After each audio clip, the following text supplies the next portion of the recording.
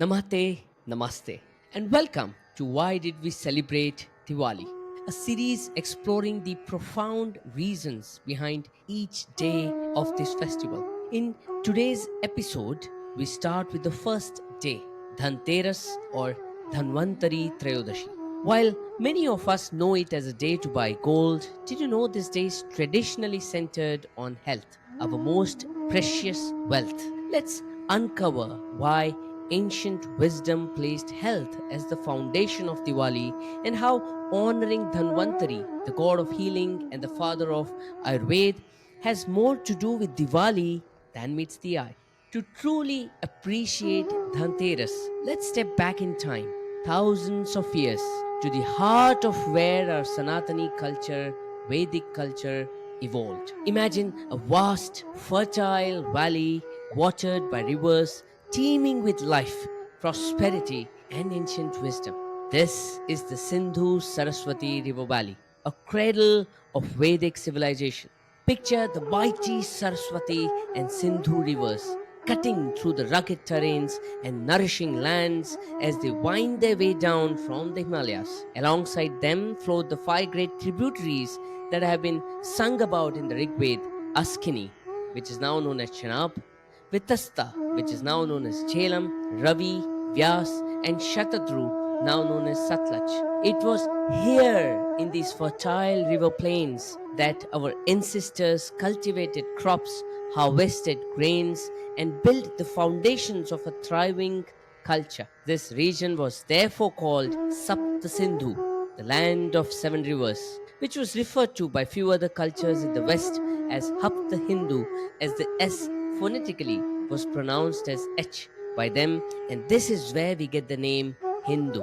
When this civilization spread across the Indian subcontinent, these very seven rivers took a pan Indian form in terms of Sindhu, Saraswati, Ganga, Yamuna, Godavari, Narmada, Kaveri, as encapsulated in a beautiful shlok which many still recite as they take a bath. Gange ch Yamune ch Godavari Saraswati Narmade Sindhu Kaverischa Jalesmin Sannidhi Kuru, which means let the water from the seven holy rivers make me and my land prosperous.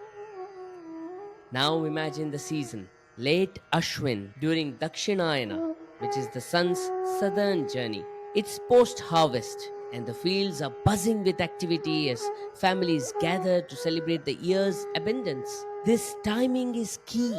Diwali arrives just before winter's onset, a season of rest, resilience, and reflection.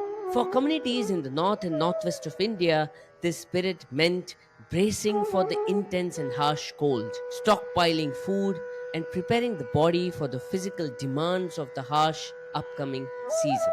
Our culture's deep connection with nature guided these rhythms. This festival wasn't just about rejoicing in the harvest, it was about fortifying ourselves for winter, both physically and spiritually.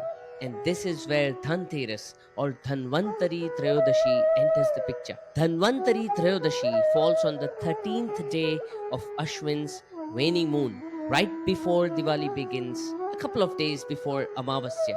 According to our ancient texts, Dhanvantari emerged during the cosmic churning of the ocean, the Samudra Manthan, holding the Amrit or nectar of immortality. As the divine healer, Dhanvantari is revered as the father of Ayurveda, and this day is a tribute to him. Think of Dhanvantari as the guardian of holistic health, a reminder that true wealth begins with well being. The ancient Vedic seers understood that the prosperous society required healthy individuals. On Dhanteras, honoring Dhanvantari's wisdom reminds us that health underpins all aspects of life and is the foundation of true prosperity. It's a beautiful message that remains relevant even today, doesn't it? Ayurveda, the science of life founded by Dhanvantari, continues to be a remarkable gift to humanity. This ancient practice, rooted in over 5,000 years of continued tradition, has received validation in modern times, resonating globally. Today, Ayurveda is recognized by the World Health Organization as a viable healthcare system. Ayurvedic remedies like turmeric, ashwagandha, and neem have become household names for their healing properties, with research confirming their benefits. Turmeric, for instance, is valued for its anti inflammatory effects, ashwagandha for reducing stress and boosting mental clarity, and neem as a natural purifier. Ayurveda's approach of balancing body, mind, and spirit is now embraced worldwide through yoga, meditation, and natural diets. Isn't it fascinating that something as simple as a turmeric latte, trendy as it is, draws from this timeless wisdom? Celebrating Dhanvantari on Dhanteras, then, is not just an age old ritual, it's a tribute to a healthcare system that stood the test of time and continues to enrich lives globally. The timing of Dhanteras, right before winter, wasn't coincidental as well. Winter naturally encourages rest, with the longer nights that allow the body to sleep more and heal itself. Ayurveda aligns perfectly with these seasonal needs.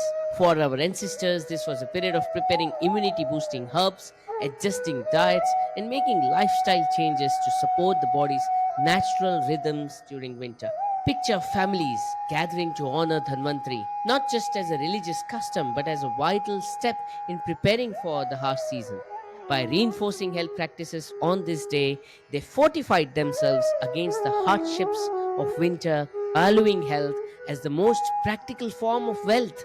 Dhanteras is essential as a reminder to nurture our bodies with the same reverence as we show to material wealth. And as the Diwali days progress, this connection with nature and the seasons continues. Lakshmi Pujan, the central celebration of Diwali, is a day to honor the goddess of wealth.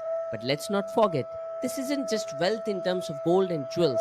Lakshmi represents the prosperity that the harvest has brought, the wealth of grains and crops, and the life sustaining abundance that nature provides. This abundance ensures families have enough to sustain them through the upcoming colder months. When we perform Lakshmi Puja, we are celebrating the harvest's yield and expressing gratitude for the resources that will carry us through winter. Hence, it's a reminder of our ancestors' reliance on the land, the seasons, and a harmonious relationship with nature. So while Dhanteras may bring out the gold shoppers in us today, let's remember that the greatest investment on this day is in our health. Maybe Dhanvantari's message is as timeless as it is simple. Even if you buy all the gold in the world, without good health, its shine quickly fades. As we conclude today's episode, let's hold on to this wisdom about health and well being as we move forward into the next year's Diwali.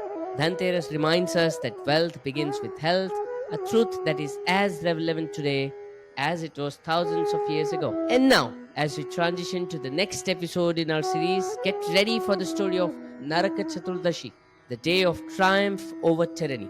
Ever wondered how a powerful king's defeat became a day of celebration and led to Sri Krishna being known as a husband of 16,000 wives? Join us in the next episode as we delve into the legend of Narkasur and the deeper meaning behind lighting lamps on this day. Until then, may Dhanvantari's blessings keep you in good health and may you celebrate the wealth that truly matters. Namaste.